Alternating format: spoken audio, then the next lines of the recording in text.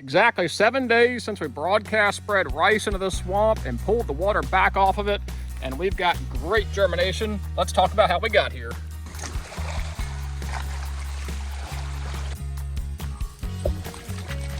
It may seem overly simplified, but I promise you it's not rocket science.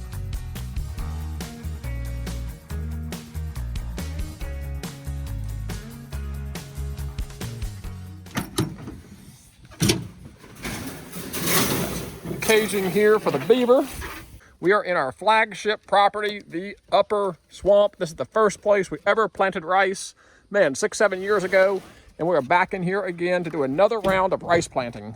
I've got some leftover WGF wild grain sorghum. I'm going to broadcast this in there as well. The main thing we're doing today is planting 100 pounds of agricultural rice. This particular variety is Titan. There's also Rex and Diamond. I've never planted Titan before. It'll be a first. It's all pretty similar stuff. I can't go any further without giving a huge shout out to Matt Peterson at Peterson's Wildlife Management. I came up short on my rice and hit Matt up on the weekend, said, dude, I need some rice. Is there any way I can get hold of some? He said, absolutely, I'll set you some out. So Matt, thank you, sir. He hooked me up big time. He set some rice out for me. I was able to get exactly what I needed on a Saturday in a pinch.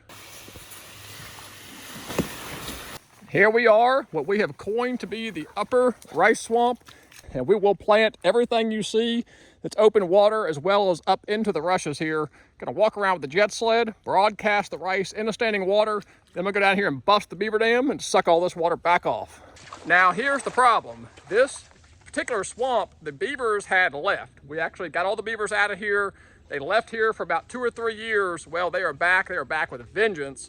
And they completely filled up our water control structure last year. So I got to dig the whole thing back out. But this year, the plan is to put a much more permanent seclusion cage around them to help keep them out. You can see the remnants of where the water control structure was. It's those metal posts there. The beaver has packed this thing completely up. So I got to dig this whole thing out. Shouldn't be too hard. It's only 1 year worth of mud pack. It's not very old. It's going to be a lot of work.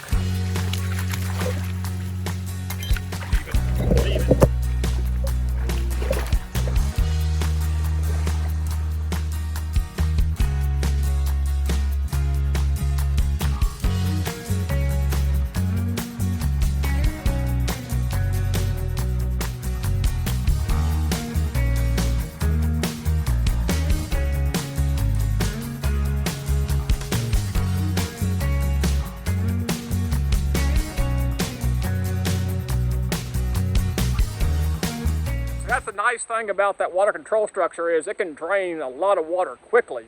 So I'll be able to tell pretty quickly how much water is coming off of here. I already can tell we've dropped it 2 inches in 20 minutes. So we're roaring some water out of here.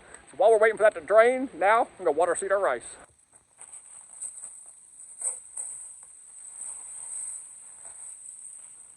You can tell just how lightly blended the sorghum is. It's only 17 pounds of sorghum to 100 pounds of rice right here. So it'll be a really thin dusting of it. Really curious to see how it turns out.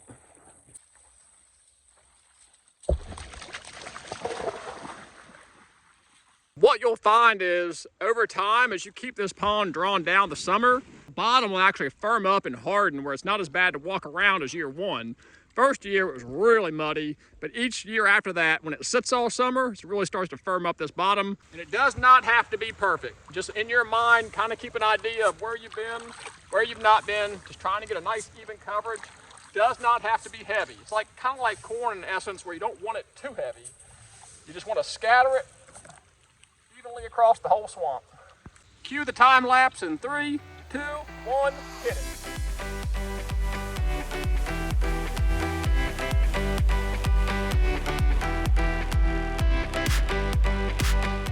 What I usually do if I come back in a couple weeks and I've missed anywhere, I'll dress those areas with Japanese millet, which grows a lot quicker and it'll kind of catch up to the rice.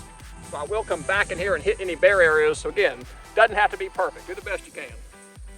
And there's a lot of little deep water sloughs where the beaver comes through here. So I will go ahead and seed up, even if it look kind of narrow, when this water drops out, that'll all be exposed. So seed every nook and cranny. It may seem overly simplified, but I promise you it's not rocket science. I used to soak my rice, and I found that wasn't necessary. It sinks just fine. The water being on it for a couple days soaks it really well, germinates right up as soon as the sun pops out. That's why this jet sled is so nice. If you were with a bucket out here, I would sink and be in a world of trouble. But this jet sled is awesome. This is what we're looking for. As that water's coming off, it's exposing that mud flat, and this rice sits down in all these little pockets, sits on that wet soil, that germinates, that root goes straight down. Does not have to be buried under the water, or I'm sorry, under the soil. All you need to do is just have seed soil contact. So this is what it's all gonna look like once we drain the water off. It took about an hour and a half to do that by myself. Now, it's really taking my time, going around easy, being methodical, did a live stream, that was pretty fun. We got it. Got all the rice and some sorghum spread out. Everything's sinking to the bottom, and you can tell this water is dropping quickly.